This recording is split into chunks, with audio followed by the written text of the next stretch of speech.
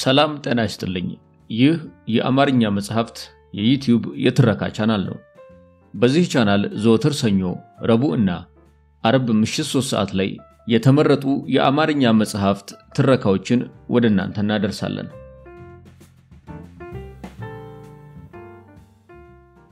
በዛሬው የትረካ ሰዓታችን መራራ እውነት ከተሰኘው ከታየ ቦጋለ መጽሐፍ ውስጥ ያገኘነውን የኤርትራና የአሰብ ወደብ ጉዳይ የተሰኘውን ታሪካዊ ጽሑፍ ወደ እናንተ እናደርሳለን። ትረካውን ማድመጥ ሲጀምሩ ቪዲዮውን ላይክ ማድረግዎን አይርሱ። ቻናላችንን ሰብስክራይብ ካላደረጉ ሰብስክራይብ በማድረግ የቻናላችን ቤተሰብ ይሁኑ። እስከ ትረካው ማብቂያ ድረስ አብራችሁን ቆዩ።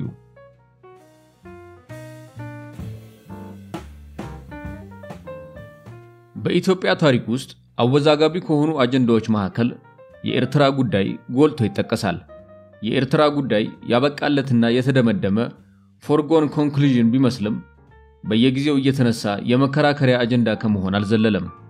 በመሆኑም ግልጽና አሻሚ ያልሆኑ የታሪክ መረጃዎችን ሳይሆን ተጨባጭ ማስረጃዎችን በመጥቀስ እነሆ የሚከተለውን አጭር የታሪክ ምልከታ አሰፈርን። ኤርትራ እንደማንኛውም የሀገራችን ክፍል ከኢትዮጵያ ጋር የኖረችበት ታሪካዊ ዳራ በመሪዎች ጥንካሬ ላይ የተመሰረተ ሆኖ ቆይቷል። ለባህር በር ቅርብ መሆኗ የደቀነባት አደጋ ቀላል ግምት የሚሰጠው አይሆንም። በተለያዩ ወቅቶች በኦቶማን ቱርክ፣ ግብጽና ጣሊያን ተፈትናለች። የመጨረሻው መጀመሪያ በ1869 ንብረትነቱ የጁሴፔ ሳፔቶ የሆነው ሩባቲኖ የመርከብ ሥራ ድርጅት የአሰብን ወደብ ከአፋሩ ሱልጣን ሳላህ ሳቤህ ገዛ። ወቅቱ ቅኝ ገዢዎች አፍሪካን መቀራመት የጀመሩበት ነበር። ፖርቹጋል፣ ስፔን፣ ቤልጂየም፣ ብሪታንያ፣ ፈረንሳይ፣ ጀርመንና ጣሊያን የኢንዱስትሪ አብዮት የፈጠረውን ከፍተኛ ፍላጎት ተከትሎ አይናቸውን ወደ አፍሪካ ጣሉ።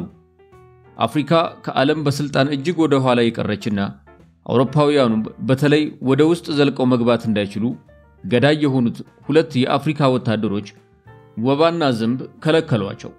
ከ1500 እስከ 1800 ባለው ጊዜ ከአፍሪካ የሜዲትራኒያንና ምዕራባዊ ድንበር አካባቢዎች ጋር የንግድ ልውውጥ ጀመሩ።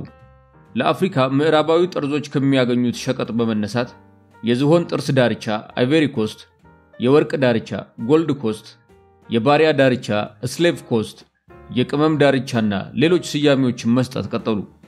ከዛሬ 200 ዓመታት አካባቢ በፊት አውሮፓውያን የአፍሪካን ውስጥ ግፋ ቢል አሳሾችና ተጓዦች ወይም ሚስዮናውያን ካልሆኑ አያውቋትም ነበር ብንል ትክክል ነን። አንዳንድ ጨዋዎች ለአፍሪካ ኋላ መቅረት ተጠያቂዎቹ አውሮፓውያን ናቸው ሲሉ ይደመጣሉ። እውነታው ግን አፍሪካ በጣት ከሚቆጠሩ ጥቂት ቦታዎች በስተቀር የሰብዓት ካታናውናር የአርብቶ አደር ዘይቤና ጥቂቱ ገና በእርሻ ሥራ ዳዴ ያለ ነበር። አፍሪካ ችግሮቿን አንጥራ ለይታ መፍትሄ ከማስቀመጥ ይልቅ ወደ ሌሎች ሌባ ጣቷን ስትቀስር የተቀሩት ጣቶች ባክሽ ውስጥሽን ተመልከቺ እንዳሏት ዘመናት ነግደዋል።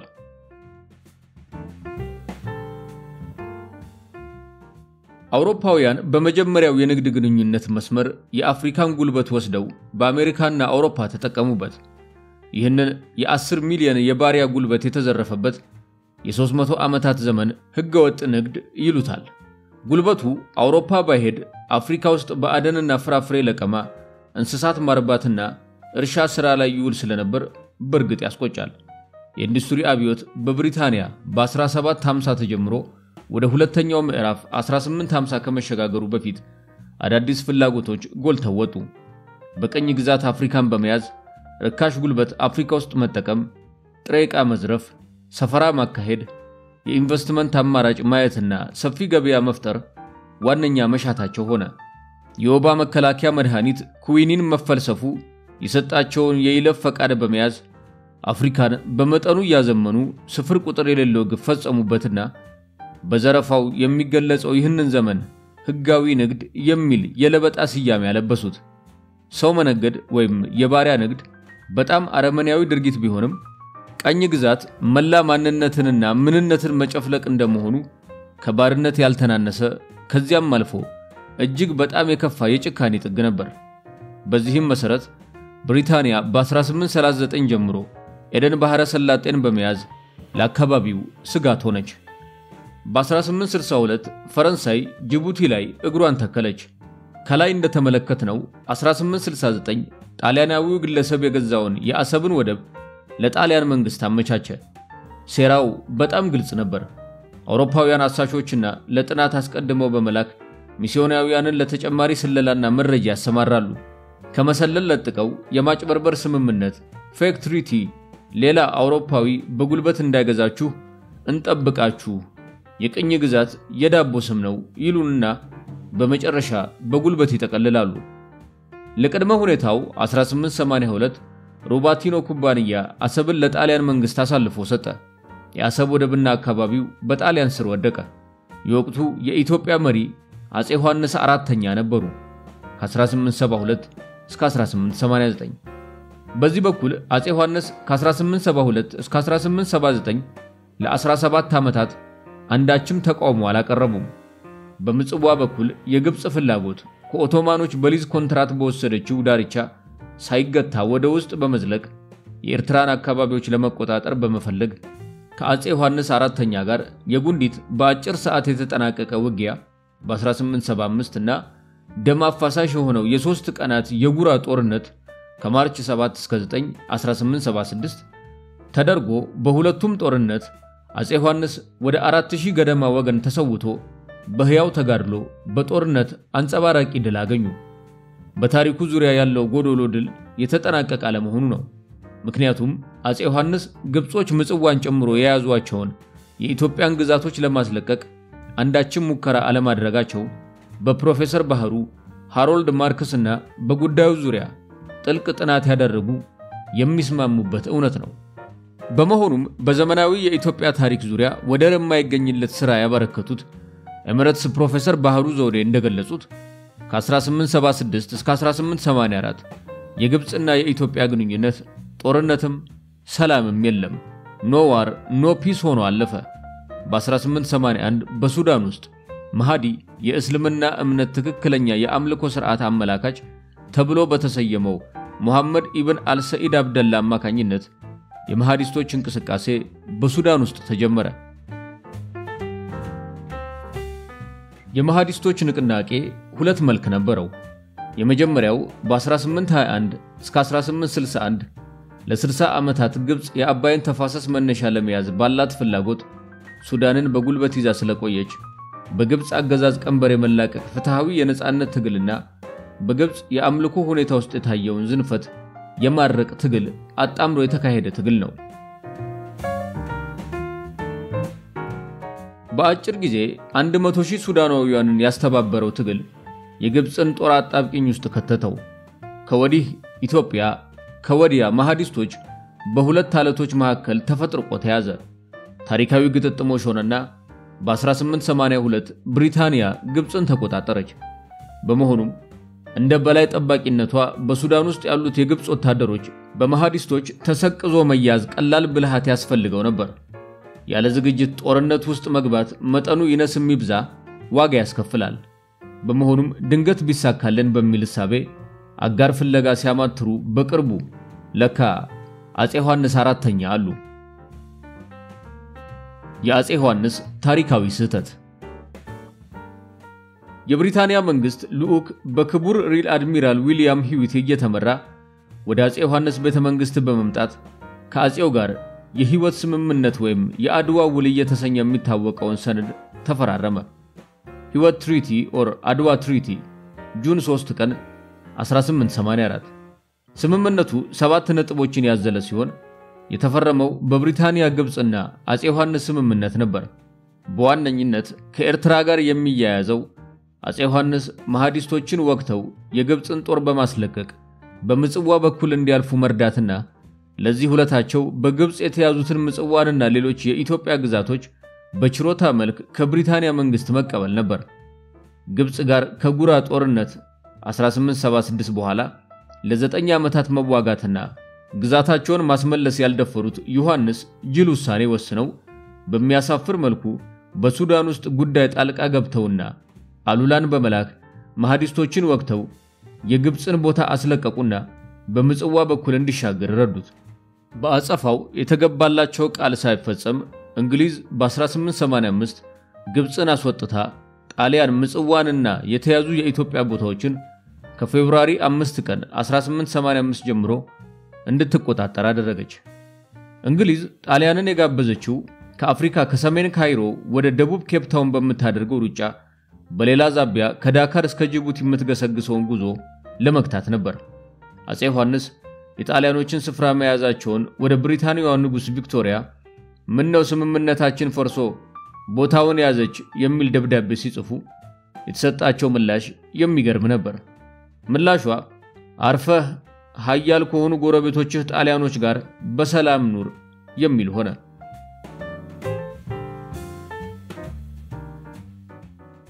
አፄ ዮሐንስ በሱዳኖች የነጻነት ጉዳይ ጣልቃ ገብተው የከፈሉት አላስፈላጊ መስዋዕትነት ግብጽ መቼም ወዳጅ ላትሆን ሁለት ጠላት ገዙበት። በሰሜን ጣሊያን፣ በምዕራብ መሐዲስት ሱዳን። አስሬ ሳይለኩ አንዴ የቆረጡት አፄ ዮሐንስ በፈረሙት ታሪክ የማይታገሰው ስህተት ጣሊያኖች ምሽግ እየቆፈሩ ኤርትራ ውስጥ እንዲገናኙ በር ከፈተላቸው። ለእጅ የተጠየፉት ለመቀመጫ የተርፋል ሆነና ከግብጽ የሸሹት ውጊያ ከጣሊያንና ከመሐዲስቶች ጋር ሊጋፈጡት ከፊት ለፊታቸው ተጋረጠ። ወደ ጣሊያን የክተት ዘመቻ ያደረጉና ከዶጋሊ ግጭት 1887 በስተቀር ከጣሊያን ጋር ለወር ተፋጠው ያለ መሐዲስቶች ለብቀላ መተማን ወረሩ። ከጣሊያን ጋር ካብለካብ ሲተያዩ የመሐዲስቶች ዜና ሲመጣ ሊዋጉ ወደ መተማ እየተመሙ የወሬ ጭምጭምታ ሰሙ። ጎጃምና ሸዋ አድመውብሃል የሚል። በዚህ ጊዜ ጣሊያንን የሚያህል ኃይል የሚያስተዳድሩትን ግዛት ይዞ መሐዲስትን የሚያህል ጦር ዋጋ ሊያስከፍላቸው ከፊት ለፊታቸው ተደቅኖ ያለ ጎጃምን በሺዎች ጨፈጨፉት።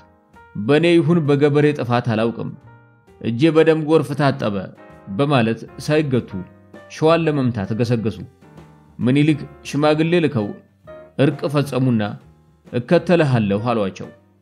አፄ ቴዎድሮስን መርተው አስገድለው ማርክስ በኢትዮጵያ ታሪክ ጦማሩ ገጽ 50 ላይ እንዳስቀመጠው የትግራዩ ካሳ ምርጫ በ1872 እስከ 1889 አፄ ዮሐንስ አራተኛ የእንግሊዝን ጦር አጅበው መንገድ መርተው አቅጣጫ አሳይተው ስንቅ አቀብለው በመርዳታቸውና አፄ ቴዎድሮስን በማስገደላቸው የረካው የጦሩ መሪ ናፒር ከድሉ በኋላ በመርካቱ 500,000 ስተርሊንግ ፓውንድ የእንግሊዝ ውድ ገንዘብ፣ ከባድ መሳሪያዎች፣ የጠመንጃ አይነቶች፣ ሙስኬትስ ኤንድ ሪፊልስ እና በርካታ ጥይቶች በስጦታ አበርክቶላቸዋል።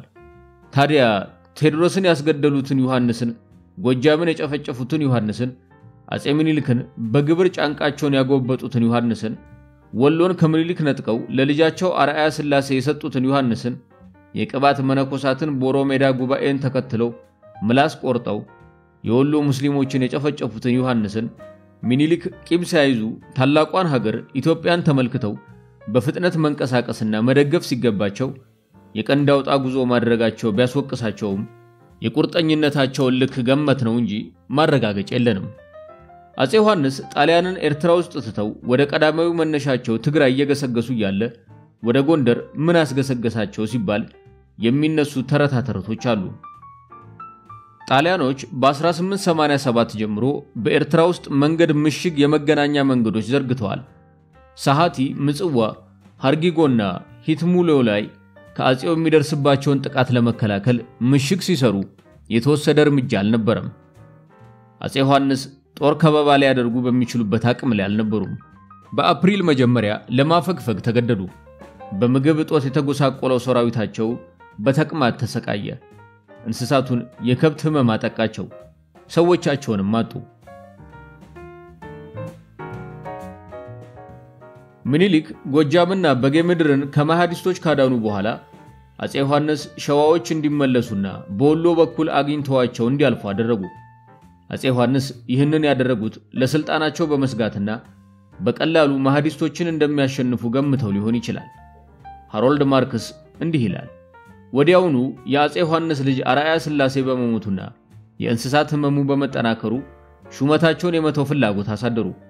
ወዲያው መሐዲስቶች ጎጃምን መውረራቸውን ሲሰሙ በቀላሉ አሸንፌ ክብርና ዝናዬን አስጠብቃለሁ የሚል እምነት አሳደሩ። ከዚያም ቀኝ እጃቸውንና ደረታቸውን ተመቱ። መሐዲስቶች መተማ ላይ ዮሐንስን ገድለው አንገታቸውን በመሰየፍ የተቆረጠ ጭንቅላታቸውን በግመል ጀርባ ላይ በሳንጃ ሰክተው አዞሩት።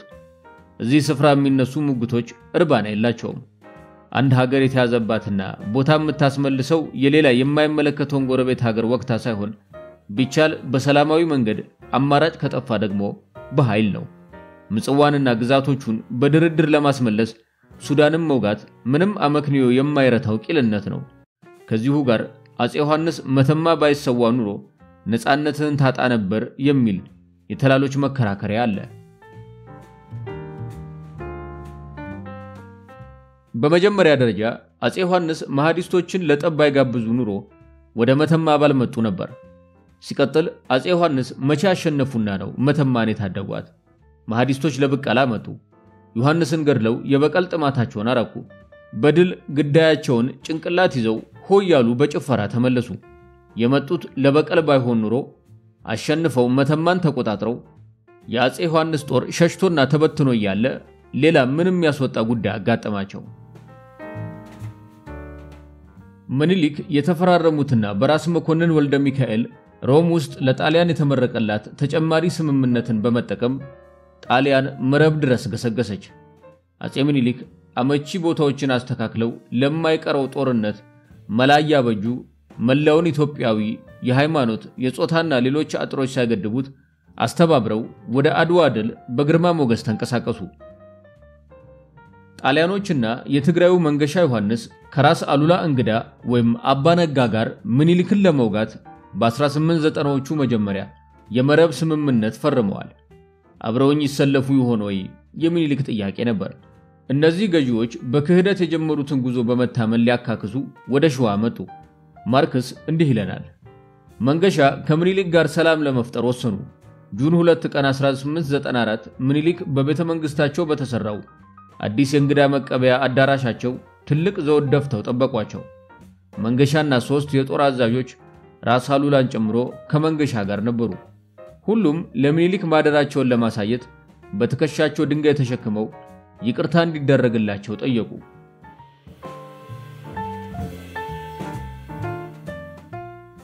ለመንገሻ ለአሉላና ለሌሎቹም አዛዦች ምንም ደጅ ሳይጠኑ ይቅርታ ተደረገላቸው።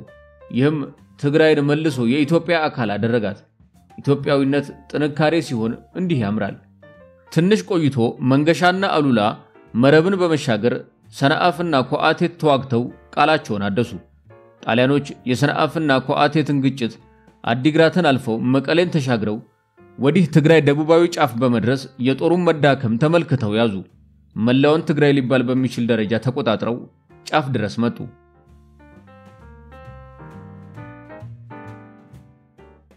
የውጫሌውን ውል ለማፍረስ ጣሊያኖች በቂ ምክንያት አገኙ። ልብ ሊባል የሚገባው ጉዳይ ጣሊያን ከያዘቻቸው የኤርትራና የትግራይ አካባቢዎች 10,000 ትግርኛ ተናጋሪ አስካሪስ በጦሯ ውስጥ አካታ ነው ወደ ጠቅላላ ጦርነቱ የገባቸው። ፊታውራሪ ገበየሁ አምባላጌ ላይ ጣሊያኖች እንደመሰሱ፣ እቴጌ ጣይቱ መቀሌ ላይ የጣሊያንን ጦር ከበው በብልሃት ወደ አድዋ ተከተሉት። አድዋ ላይ 1896 ታሪክ ተሰራ። 20,000 ወገን ተሰውቶ በሺዎች ቆስሎ ስንቅ የጨረሰው የኢትዮጵያ ሰራዊት አፄ ዮሐንስ ጣሊያን ገና ሳይደራጅ 80,000 ዘመናዊ አደረጃጀት ይዘው ወር ያህል ያልሞከሩት ጦር ምሽግ ቆፍሮና የሰው ኃይል አደራጅቶ መግጠም ከፍተኛ ዋጋ ያስከፍል ነበር። አፄ ምኒልክ በተዳከመ የሰው ኃይል ጦርነቱን ቢቀጥሉም ከኬንያ ተነስታ ቦረንታን ከፊል የተቆጣጠረችው ብሪታንያ መዳረሻዋ የት ድረስ ይዘልቅ ነበር። ሱዳንና ኢትዮጵያ ድንበር ላይ ያሉ ወገኖቻችን በተመሳሳይ የብሪታንያ እንቅስቃሴ በሁለት ሲከፍላቸው ስለሚታይ ብሪታንያ የት ድረስ ትገሰግስ ነበር። ጅቡቲን ይዛ የነበረችው ፈረንሳይስ? አፄ ምኒልክ ከፊት ያለችውን የኤርትራን ግዛትና የመላውን ኢትዮጵያን ጦር ከጣሊያን ጋር ተባብረው ይወጋ የነበረው ትግርኛ ተናጋሪ ጦር አስካሪስ ከኋላ ያጡት ይችሉ የነበረው ሀገር ራሮት በበቂ ስጋት ላይ በተመሰረተ ትንተና የምኒልክ እርምጃ ተገቢ ነበር ብለን እንወስዳለን። ተጨማሪ ምኒልክ የወሰዱት እርምጃ ትክክለኝነት በ1906 ብሪታንያ ፈረንሳይና ጣሊያን ኢትዮጵያን ለመቀራመት ሎንዶን ውስጥ የተፈራረሙት የሶስትዮሽ ስምምነት ዛሬ ህዝባችን በተለያዩ ሀገሮች ከመካተት እንደሚታደጉ ማረጋገጥ እንችላለን። በተጨማሪ የአፄ ምኒልክን ሚና በአድዋ ድል ዙሪያ ለመዘንጋት የመሞከር ጉንጭ አልፋ ሙግት በማብራሪያ ለማሳየት ከመሞከር ይልቅ ባጭር አገላለጽ አጼ ምኒልክ በክተት ጥሪ መላውን ኢትዮጵያን ባያስተባብሩ ኑሮ በምንም ተአምር ድሉ አይታሰብም ነበር። ማን ነበር መላውን የኢትዮጵያ ሕዝብ በወቅቱ ሊሰበስብ የሚችለው ስንል ምላሹ ምኒልክ ብቻ ይሆናል። ሲጠቃለል የአድዋ ድል የመላው የኢትዮጵያውያን ነው። የድሉ መሪ ደግሞ ምኒልክ ነበሩ። ክህደት ሀገር ይበድል እንደሆነ እንጂ አያሳድግም። በኋላ አጼ ምኒልክ ወደፊት መግፋት የሚያስከትለውን ዙሪያ መለስ አደጋ በማየት ጣሊያንን ኤርትራ ውስጥ እንዳለች ተዋት። ከድባቡ በተጨማሪ የአድዋ ድል ተመዝግቦ በዚያው ዓመት የአዲስ አበባን ስምምነት የኤምባሲ መከፈትና ውስጥ ለውስጥ ቀውስ መፈጠር በሁለቱም በኩል ታሳቢ ሊደረግ ይችላል። ድሉን ተከትሎ ኤርትራ የጣሊያን ቅኝ ግዛት ሆና ከ1890 እስከ 1941 ቆየች። ይሁንና የሁለተኛው የዓለም ጦርነት ጣሊያን ጀርመን ከምትመራው የአክሲስ ኃይሎች መቀላቀሏ ምክንያት በቃል ኪዳኑ ሀገሮች ምድብ መሪ የነበረችው በብሪታንያ እቅድ አካል በነበረው የጠላትን ጦር በያዘው ቅኝ ግዛት የመፋለም እቅድ ጀነራል ፕላት ኤርትራ ውስጥ የሚገኘውን የጣሊያን ጦር ደመሰሰ። ይህን ተከትሎ ብሪታንያ ኤርትራን በመያዝና ዘግይቶ ከተመድ ምስረታ በኋላ የሞግዚት አስተዳደር አማካኝነት ተቆጣጠረች። ከሁለተኛው የዓለም ጦርነት ማብቂያ በኋላ የተሸናፊ ሀገሮች ዕጣ ፈንታ ሲወሰን የጣሊያን ቅኝ ግዛቶች የነበሩት ሊቢያና ያሰራሩ ሂደቱን ተከትሎ ነፃ እንዲወጡ ሲወሰን በኤርትራ ጉዳይ ላይ ግን ሀያላን መንግስታት የጋራ ስምምነት ላይ መድረስ አልቻሉም። ምክንያታቸው ደግሞ የሀገሪቱ የግል ጥቅም ነበር። ከአጼ ኃይለ ሥላሴ ጋር የተጀመረውን መልካም ግንኙነት ተንተርሶ ከኢትዮጵያ ጋር እንድትቀላቀል ትፈልጋለች። ይህ ከተሳካ በወቅቱ ቴክኖሎጂ ስላልዳበረ ጣሊያን ኤርትራ ውስጥ የተከለችውን የመገናኛ ጣቢያ ራዲዮ ማሪና በኋላ ቃኘው ጣቢያ ጨምሮ የኤርትራን ጂኦግራፊካዊ አቅጣጫ በመጠቀም መሐከለኛ ምስራቅና የሜዲትራኒያን ቀይ ባህር አካባቢዎችን መቆጣጠር ዋነኛዋ እቅዷ ነው። ሶቪየት ህብረት ሩሲያ ደግሞ ኤርትራ እንድትገነጠልና የራሷን ተጽዕኖ በማሳደር ተመሳሳይ የሆነ ፍላጎቷን በቀጠናው ላይ የመጫን ፍላጎት አላት። የተባበሩት መንግስታት ድርጅት በዚህ የማይቀራረቡ ፍላጎቶች ዙሪያ ውሳኔ ለመስጠት ስለተቸገረ የኤርትራን ጉዳይ አጥንቶ መፍትሄ የሚያስቀምጥ አንድ የልዑካን ቡድን አቋቋመ። የልዑካን ቡድኑ በቦሊቪያው ተወላጅ ኤድዋርዶ ሄንዞ ማቲየንዞ የሚመራና 5 ሀገራትን ያቀፈ ሆኖ ተቋቋመ። ሀገሮቹ ኖርዌይ፣ ጓቱማላ፣ ፓኪስታን፣ በርማና ደቡብ አፍሪካ ነበሩ። የጥናቱ ውጤት ሲጠቃለል የቀዝቃዛው ዓለም ጦርነት እየጦዘ በ1945 ተጀምሮ ሩሲያ ከ4 ዓመት በኋላ በ1949 የአሜሪካ አይነት አቶሚክ ቦምብ ማምረቷና የነበረው ድባብ በአጥኚዎች ቡድን ሪፖርት ውስጥም ተጻራሪ ፍላጎት ማንጸባረቁ አልቀረም። ኖርዌይ የአሜሪካ ፍላጎትና የዘውዳዊው ስርዓት ተከታይነቷ ተጨምሮ የኤርትራ ህዝብ ፍላጎት ከኢትዮጵያ መቀላቀል ስለሆነ የኢትዮጵያና የኤርትራ ውህደት መካሄድ አለበት የሚል የውሳኔ ሐሳብ አቀረበች። የአሜሪካ ፍላጎት ነበር። ፓኪስታንና ጓቲማላ ከተለያዩ መነሻዎች ኤርትራ ነፃ ሀገር ሆና መመስረት ይኖርባታል የሚል ምክረ ሐሳብ ሰነዘሩ። የሩሲያ መሻት የሀገሮቹ ርዕዮተ ዓለም የወለደው ሐሳብ።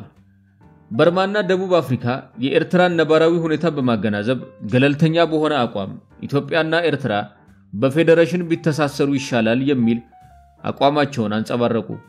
በወቅቱ የኤርትራ ህዝብ ፍላጎት ከግማሽ በላይ ወደ ኢትዮጵያ መቀላቀል ሆኖ አቋሙን የሚያራምደው የአንድነት ፓርቲ ሊበራል ፕሮግሬሲቭ ፓርቲ የብሪታንያ ሞግዚት አስተዳደር እንዲመለስ ፕሮ ኢጣሊያ ስሙ እንደሚመለከተው ዳግም ጣሊያን እንድትተከል ራቢጣ አልኢስላሚያ ኤርትራ ተገንጥላ ራሷን የቻለች ሙስሊም ሀገር እንድትሆን የሚታገሉ ነበሩ።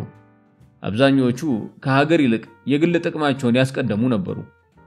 ሁኔታውን ያጠናው የተመድ የጸጥታ ምክር ቤት በውሳኔ ቁጥር 390 ንዑስ አንቀጽ 5 መሰረት በ1952 ኢትዮጵያና ኤርትራ በፌደሬሽን እንዲተሳሰሩ ወሰነ። አንዳንድ ወገኖች ውሳኔው ኮንፌዴሬሽን እንደሆነ አድርገው ይቆጥራሉ። ኮንፌዴሬሽን ከሀገራት አወቃቀር አንፃር ራሳቸውን የቻሉ ነፃ መንግስታት የሚመሰርቱት ጥምረት ሆኖ በቅርብ ጊዜያችን ታሪክ በዋናነት ለወታደራዊና ምጣኔ ሀብታዊ ትብብር የሚመሰረት ነው። ለምሳሌ አፍሪካ ህብረት፣ ተመድ፣ ኢጋድ፣ የሰሜን አትላንቲክ የቃል ኪዳን ድርጅት ኔቶና የመሳሰሉትን መጥቀስ ይቻላል። ከዚህ አኳያ ጥምረቱ ፌዴሬሽን መሆኑን መረዳት ይቻላል። በአጭር አገላለጽ ኤርትራ ውስጣዊ ነፃነት ያላት የኢትዮጵያ አካል ሆና የራሷ ህገ መንግስት ባንዲራና ፕሬዝዳንት እንዲኖራት ሆኖ ትምህርት በአረብኛና ትግርኛ እንዲሰጥ ተወሰነ።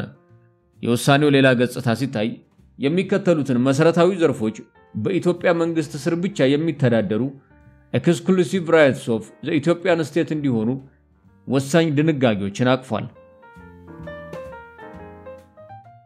አንደኛ ወደቦችን ፖርትስ ሙሉ በሙሉ፣ ሁለተኛ የውጭ ጉዳዮች፣ 3 የመከላከያ ሰራዊት፣ 4 የወረቀት ገንዘብም ሆነ ሳንቲም ማተምና 5 የውጭ ንግድና መሰል ዓለም አቀፋዊ ጉዳዮች ኤርትራ የማይመለከታት ሆኖ በኢትዮጵያ ስር ብቻ እንዲውሉ ተወሰነ። ውሳኔውን ኤርትራን የኢትዮጵያ አካል እንጂ ሉዓላዊ ሀገር አያደርጋትም። ሉዓላዊነት ዋነኛ መገለጫዎቹ የዓለም አቀፍ ስምምነትን መፈራረም፣ በሌሎች ሀገሮች እንደ ሀገር ዕውቅና ማግኘት፣ ከውጭ ቀጥተኛ ተጽዕኖ ነፃ መሆን፣ በዓለም አቀፍ ድርጅቶች መሳተፍና የመሳሰሉትን የሚያካትት ሲሆን ለኤርትራ መብቶቹ ሁሉ ሙሉ በሙሉ በተመድ ያልተሰጡ በመሆኑ ደረጃዋን ማወቅ ያስችላል።